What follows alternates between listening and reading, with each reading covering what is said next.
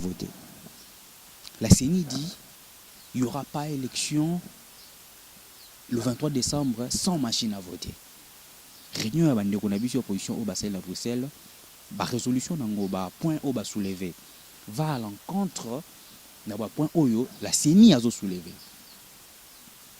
Le premier point déjà bande kokuna na poto balobi que l'opposition rejette la machine à voter. Bienvenue dans la chaîne Nabino Boligaka, la meilleure chaîne en ligne Congo France.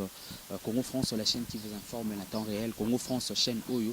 Ils auront toujours un apport dans Sabino d'information. Italie Mboka, information Italie na musique, Italie culturelle, la culture Tobo sanité parce qu'il y a nos frères et sœurs au Bazala Awa pour nous informer dans Makambo Mosusu. En tout cas, biso yo boyebi, ba biso yo bolandaka. Je te sais to pesibino merci mingi na confiance pour pesa na chaîne Nabino. Merci mingi ndenge bozwa moi bopesa biso moi bopesa biso moi temps na ya kolanda biso sur Congo France. C'est Moïse Katomba à l'antenne na baoba ebité je suis Moïse Katomba ingila. Je dis merci beaucoup au boss monsieur Didi Pumba oyo zalaka wana toujours pour des conseils pour orienter bananaye. En tout cas plus que 3 mois kakande tozobeta masolo plus que 3 mois pour maponami salima. Biso za na kati makambo etali mboka la politique. Ceux qui occupent politique te yango et ko s'occuper na yo. Je déplore les Congolais qui disent que ngai politique etali ngai te voilà ngai la politique c'est pas mon problème. Mais au moment où ils occupent politique tout est politique. Moi je le dis personnellement tout est politique mbandeko na ngai. Pour le loyo mboka etambola bien faut pour le loyo musique ebeta matala mingi l'autre monde bandeko ya diaspora. S'il y a pas de la musique là-bas en Europe, c'est parce qu'il y a des Congolais qui estiment que mboka eza dirigé mabe nde bakanga makambo etali musique soi-disant ou soit ba propos na bango ezara que ba Congolais bazo passer beaucoup plus de temps pour s'amuser alors que mboka eza na pasi. C'est ça quand je dis que la politique ezalaka sur nyonso. Voilà par exemple autocopé ça. 3 mois etikali pona maponomi. Déjà le peuple congolais se pose des questions de savoir. Est-ce qu'il y aura bel et bien élection? Maponomi yango nanu. Est-ce qu'il y a ekozala? Ekozala, tout ekozala te. Soki ekozala. Ba signaux nini, ba message nini, ba signaux nini que non, bel et bien il y aura élection. Parce que l'organe technique, yango moko elobi otobengi na tobengi la CENI dirigée par monsieur Nanga, bango balobi qu'il y aura bel et bien élection et la RDC va financer seul ces processus électoraux. Bato msusu ba ko banga to ko na suka bwe vers fin de l'année vers le 23 ko tout est même en novembre awa que CENI a loba que non voilà moi j'ai pas d'argent bon ils étaient pour na maponomi. C'est la peur il y a bato msusu. D'autres personnes ont peur. Les Congolais bazo banga. Les opposants eux déjà toza to la de la liste ko la liste to yeba suka élection a été qu'est-ce qu'il faut faire? Transition sans monsieur Kabila ou soit ba dialogue monsieur ko salema. Toyebi ba politicien na biso. Toyebi ba politicien les loba msusu basenga pression sur monsieur Kabila toza puis ba déposer ba candidature. Ba déposer ba candidature ba pesi ba $100,000 mais ils étaient les premiers à dire que non on doit aller dans une transition sans monsieur Kabila. Les loba ni processus électoral. Et là qui ni que tout Congolais azana pour ça qui met za mboka. Mutu moko tazala posa makile tanga na mboka. Non mutu te. À moins que la ndoki, à moins que la je ne sais pas moi attaque tout sataniste mais vu que ce sont tes frères congolais na mona noté mutaza na posa que non voilà ba marché to beta masasi to ko kene na nkuba bumabiso non biso toza na posa biso nyonso toza na posa ya kimia ezala na mboka donc tous vivre en paix. Le lo mingi to kobeta lisolo tali bandeko na biso ya opposition ba grand leader de l'opposition. Quand je dis grand leader de l'opposition, ça peut choquer d'autres. D'autres estiment que Baza qu'on considère Bangote. Je prends le cas de M. Mokia, le candidat à la présidence. M. Mokia, oui, il est aussi candidat à la présidence. M. Mokia qui estime que la rencontre où ils ont salamawana, ils ont rencontre entre groupes d'amis, où Messani, où bamsusu bakola ensemble, bamsusu ils sont là, baibani banakala, bazokuta na poba sur la makambetali, makamuna bango personnel. Et non, et ça ba rencontre, il y a opposition. Ce sont le propos de M. Mokia na batu à parti naï. Parce qu'il est aussi de l'opposition. Mais deux fois, il est surpris, il y a au moins que réunion comme ça la maboue opposition, va contacter été. Il a le droit, pour naïe, et ce sont ses avis, son avis, et sa opinion naïe, il a estimé que les anango ba rencontre tali mbokate, les ba rencontre entre amis, ba kuta ba sur le laka. Mais biso na cadre ya logique ya masolo, na cadre ya information, parce que nous sommes là pour vous informer. Tout ça, pour raconter la polémique, il y a qui que ce soit, celui-ci avec le bas qui bouillait, tout y a comme porte-parole. Non, c'est pas notre travail. Dans Congo France, on vous informe. Tu peux cette information, vérifiable à ceux qui ont ligné. Et voilà, c'est tout. Dès que l'opposition, à Bruxelles, le grand opposant, les grands leaders de l'opposition, moi je l'assume, je l'ai dit. Les grands leaders de l'opposition par rapport au processus électoral. Maponomi yango eza kokoma bato nyonso bandimi maponomi tokende na élection. Pour toujours ba soutien Alain de BCBG, toujours ba soutien qui a peur d'aller aux élections. Qui a peur d'aller aux élections? C'est la majorité présidentielle ou l'opposition. Pour suivre la résolution de la réunion où elle est à Bruxelles. Réunion à bandeko na biso opposition au Basel à Bruxelles, ba résolution nango ba point au ba soulever va à l'encontre d'un point où la CENI a soulevé. Le premier point déjà, l'opposition rejette la machine à voter. La CENI dit qu'il n'y aura pas élection le 23 décembre sans machine à voter. Tony Melanani. La CENI, les techniciens. L'opposition, ce sont des Congolais. Les Congolais, eux, Basangani. Pour la procédure électorale, tout le monde qui est candidat, mais admettons que baza nanu kaka ba Congolais. Oyo basangani pour la ces processus électoral. Oyo ba moni. Ba EBP mibeko ya mboka que makambeteli machine ya voter oyo, makambeteli machine ya voter oyo, excusez-moi, izana nuko tuté na kati ya loi électorale. Na accord ya Saint-Sylvestre o ata auto signa ba lobela pété. Na kati ya loi électorale ba lobeli pété. Bandeko ya majorité bakolobande soki na continuer na ba propos na nga bandeko majorité bakolobani que si à la CENI bango ba technicien ba moni que pour élection salama to que machine à voter. Et là que ça poser problème. Et là que ça diviser, c'est la fiabilité de cette machine. Est-ce que cette machine est fiable? Est-ce que cette machine wana et que la machine a tricherie comme disent les autres que machine a triché? Ko banga ya bandeko peut-être ça ya ngwana bandeko opposition. Pour trouver une élection boé. Moi je dis pas que nous avons tout tricheur, président de Gochadari. Bon, moi le péché c'est que de Gochadari a dauphin de Kabila, bilan Golanda Barona Sima, partout bakozala, partout ça propagande bilan Gozala po, na évité bande de majorité bakoloba nini lors il y a propagande bako histoire tout nini. Mais il y a bango musana bango la propagande na bango, moi je suis pas là pour nako beta la ko beta masolo tali. Bilan na bango. Ceux qui basent na bilan va se présenter devant la population pour l'accepter na bango. Alors, j'ai toujours dit dans l'émission Oyo, bandeko nangai ba congolais, la population congolaise, il faut qu'on soit éveillé. Nani a salaki, nani a dirigaki, a salaki nini. Pour nini to voter. Andeko, yo zaki na pouvoir ta, yo zaki na pouvoir. Pourquoi on doit te voter? Pour nani? Qu'est-ce que tu as fait? Okozonga lo na peuple o lo banini. Bandeko ya député babeta makelele basama makelele ba bondal awa basama makelele ba funa awa ndeko yo si yo zala kit ba voter au député qu'est-ce que tu as fait au moins atako to kaka ko voter kaka loi nini yo proposer ta pona mboke kende malamu ba enseignant bango yo salaire za ndenge nini ba militaire ba policier ba oyo ba bandeko na biso to za bazala na ba marche na ba congolais mususu salaire na bango eza boni. Ce sont les questions que certaines personnes vont se poser pour nous mettre à qu'est-ce qui se passe, qu'est-ce qui se passe vraiment quand je dis quand je dis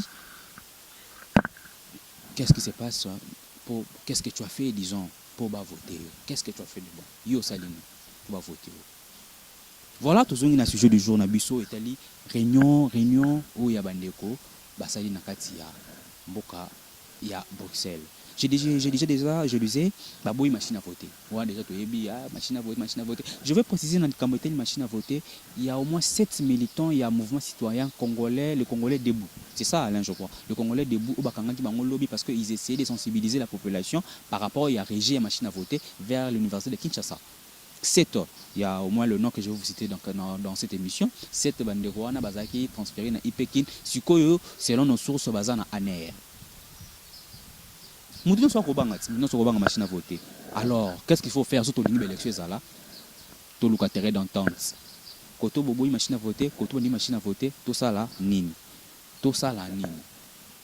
Ou soit, bandeko bakende dialogue na le proposé te babenga combo mosusu babenga nini mosusu me bayeba quelle ligne de kosala parce que avec cette allure il peut pas avoir les élections ekosala ke tokoma zoto na mbutu po yeba nani akodiriger transition pour toza déjà na transition. Le mandat du président Kabila est en 2016 mutako pour te dire le président était son mandat a pris fin en 2016. C'est là où sa légitimité, c'est là où Ndeko Kabila a sa légitimité. C'est grâce à l'accord de la Saint-Sylvestre, l'accord où Bandeko ba signé, Bandeko ba sango, ba parena. Na Bandeko msusu ba chalo, ba chamisa pina, ba chalo kasa, nde sala ke prolongation oyo et salema. Donc si on peut considérer ça comme une prolongation, donc on peut parler d'une transition. Deuxième point relevé par les opposants dans Katia Bruxelles, il y a nettoyage du fichier électoral. Technique. Donc on peut dire que c'est basé beaucoup plus sur ce qui concerne la technique. Où est-elle les techniques? Nettoyage du fichier électoral. Il y a plus ou moins 10 millions de désenrôlés sans empreinte digitale. Ngayo open avota na kenda ko s'enrôler malheureusement empreinte ba charate. Erreur, il y a chef de centre, il y a banani. Mais au moins, il faut qu'on nettoie le fichier électoral. Qu'on nettoie le fichier électoral et qu'on permette que les élections soient crédibles. Les élections soient totalement crédibles. Donc, les 10 millions de enrôlés au bazar fictif, au bazar fiche, bazar empreinte, qu'est-ce qu'il faut faire? Comme ça, la CNI va voir ce qu'il faut faire. Comme ça, nettoyer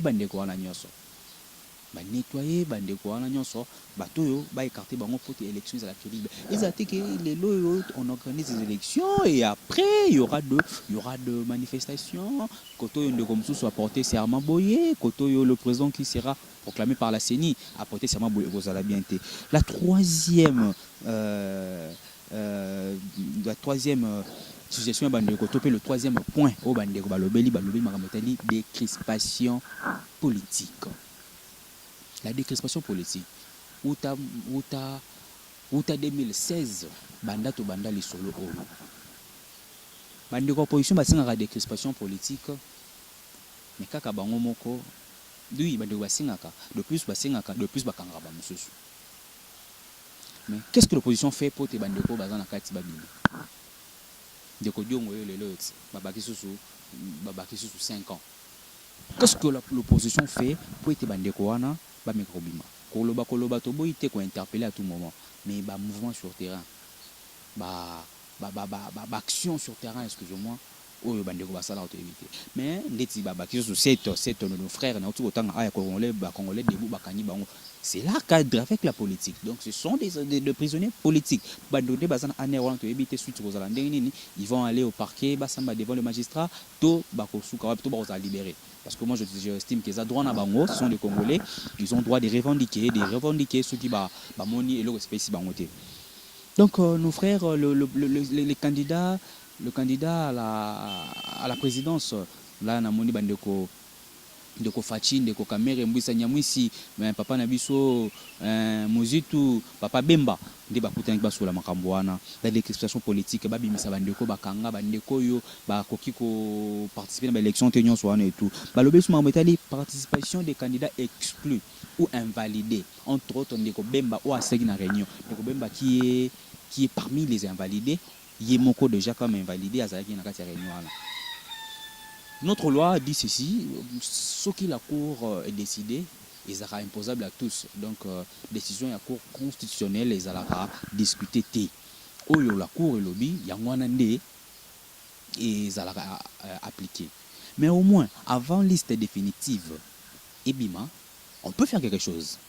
Parce que déjà c'est clair que judiciaire est condamné déjà d'ici les 17 heures au clair ceux qui bande quoi bien exclu je vois Moïse Katumbi de quoi ça pour ça il y a participer étant président de la République mais à comment qui vous inviter il avait peur de venir empêcher qu'il y a comment fou vérité exacte nani azobanga la majorité présidentielle, toute l'opposition. Qui a peur des élections? Qui a peur de l'autre? Pour dire que Moïse Kobanga banga epe belé bongo vous opé sapé assurance peut-être yé mon copé azan angoté.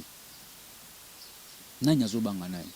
Cacité, majorité présidentielle, Bozana Batut, machine à voter et tout, comme disent l'opposition. Mais pourquoi avoir peur? Parce que nous avons gagné l'élection à haut la main, donc nous battre l'opposition. Mais ceux qui vous êtes sûrs de votre bilan, vous êtes sûrs de ce que vous avez fait pendant ces 17 années, pourquoi avoir peur d'un candidat X ou Y? Bandego Balobe c'est le déploiement, il y a observateur, il y a OIF, il y a SADC, topé, il y a structure sous Union européenne, Nations Unies, comme ça, la présence il y a on appelle ça la crédibilité pe ambokati. Na bandi sous awa mutazana posi makila muteta te. Toki na élection na ndenge ya bosolo. Bosolo est primé du colo ya nyonso. Crédibilité est primée. Ceux qui ne Shadara comme mérite aux la président. Pourquoi pas? Ceux qui ne Fachi, ndeko Kamere, ndeko Nani, ndeko bandeko 7 ba oba esika oyo ndeko 7 kikuni, ndeko le président Lutandi la Charles, monsieur Lutandi la Charles, ceux qui aiment ta mérite à la président. Totika volonté à peuple est primée. C'est ça la démocratie. La démocratie, c'est que la marche contre machine à voter.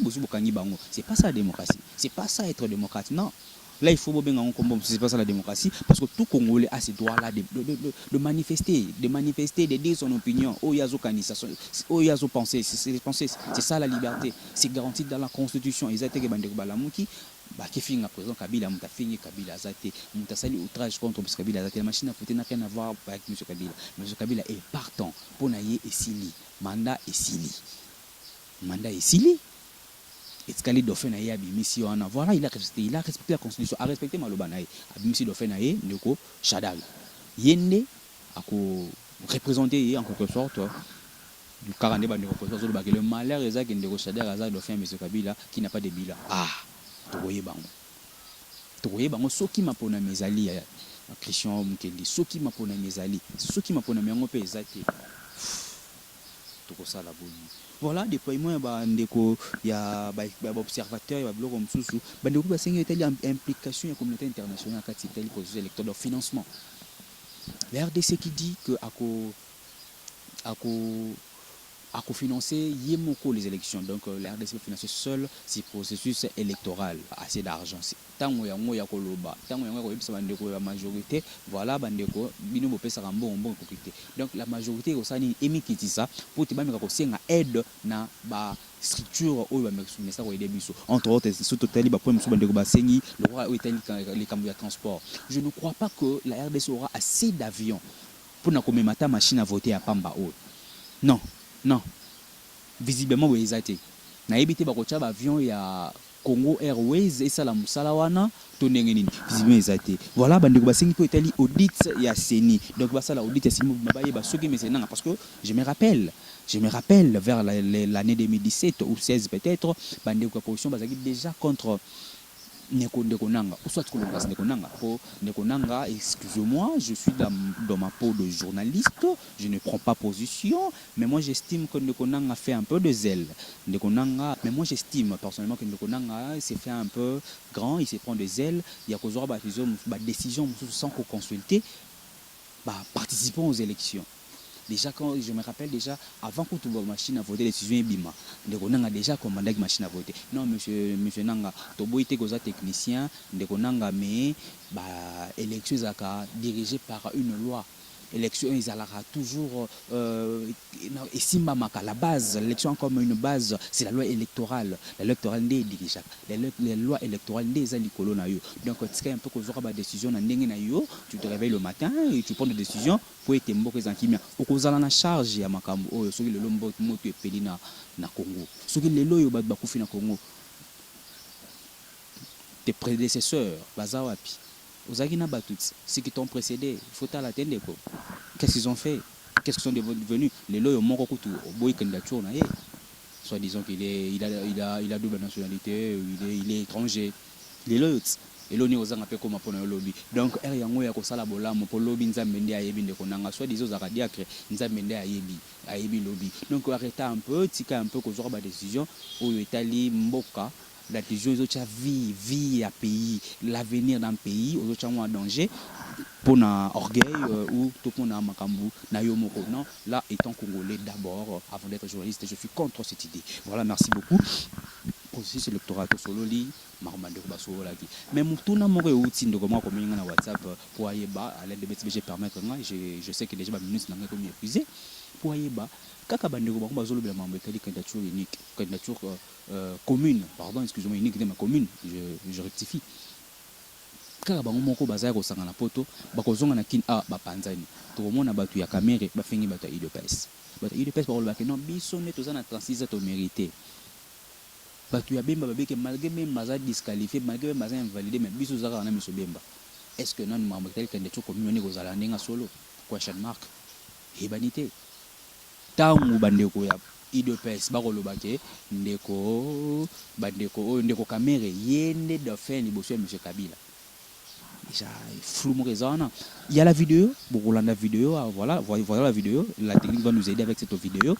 Bolanda ndenge ndeko ya UDPS oyo monsieur le président monsieur David Mukeba lors d'une émission to yambaki alobi te pona ye le vrai dauphin ndeko Kabila les ndeko kamere. Et nous avons profité pour nous dire ça n'engage que moi-même, pour nous David Mukeba, le vrai et véritable dauphin Kabila za Kamere, mais tu oti katante, tozo bunda, tozo keti na suka. Na UDPS na bandeko ya UNC bakotele me bandeko Katumbi. Que non Katumbi te boyo kanyeza te qu'est-ce qui bazo sala hein toza ici kanini er yango ya weba to lobite ke er yango ko bimisa kandidat comme yango po bandeko toza maele boko bimisa candidat comme boye ba bimisile ba antécédent o tala ko na 1979 asala kibo tala ko tasaki otaka so kibo ezoye banate soki candidat comme ko zala nanu kutu po déjà na mafinga ya boye ko lobake ndeko oyo yende dauphin kuna balobi ke bango nde boye biso nde boye ko sala ke boyo kanisa te et ko zala sco difficile de battre la majorité présidentielle ko kende disperser na le but que c'est impossible na bi difficile parce que bilan de ko kata makambo bilan de ko kata makambo ceux qui bozana bilan bien OK la majorité n'aura pas peur de se présenter devant la population mais imaginez-vous donc ça la bilan na de BCBG ba côté érosion ba côté vraiment ba pango zo kendaka oyebisa ba mama wana nini mama na tengena bino pont na pesa bino courant mais ba sanga mamba voilà et tout mama na pesa ba delvo mama na ela bino pont na zo bino mapango er yango il faut yeba déjà que ngam da majorité bilan ko représenter liboso ba. En tout cas moi je dis merci beaucoup na batnos ba landi biso na balandi Congo France. Je dis merci beaucoup ba suggestion na bino ba critique na bino de ça force na biso. Vos critiques, vos suggestions, des salariés, biso to travail malam. Ce qui est comme ezali ya koloba, il y a notre numéro affiché na bas de l'écran na bino. Ce qui est comme ezali ya ko pesa moi conseil, bande ko finga te ko pesa moi conseil, toza ba to koyeba nini to lobaki ya mabe pour te bongisa. En tout cas, je dis merci beaucoup à Alain de BCBG qui est toujours là pour m'accompagner. Je n'oublie pas toute la technique que je vois Kenzo Mukendi, Christian, Simbi Montage, Mouna mon coordonnateur na Congo Awa. Je dis merci beaucoup à Didi Pumba. Boukson Boukassa, mon vieux, et monsieur Gaz Nagaz, Amissi, un prince à Lyon, où Azawana comme un grand partenaire dans Congo France, à Tikaka structure OET, à Tikaka organe OET. Moi, Moïse Katomba, Naroloba Sousouni, merci Binki, vous allez brancher la chaîne, au septembre. Brancher la chaîne, tous à la brancher dans l'Italie actualité Yamboka, tous à la brancher dans l'Italie avenir Yamboka.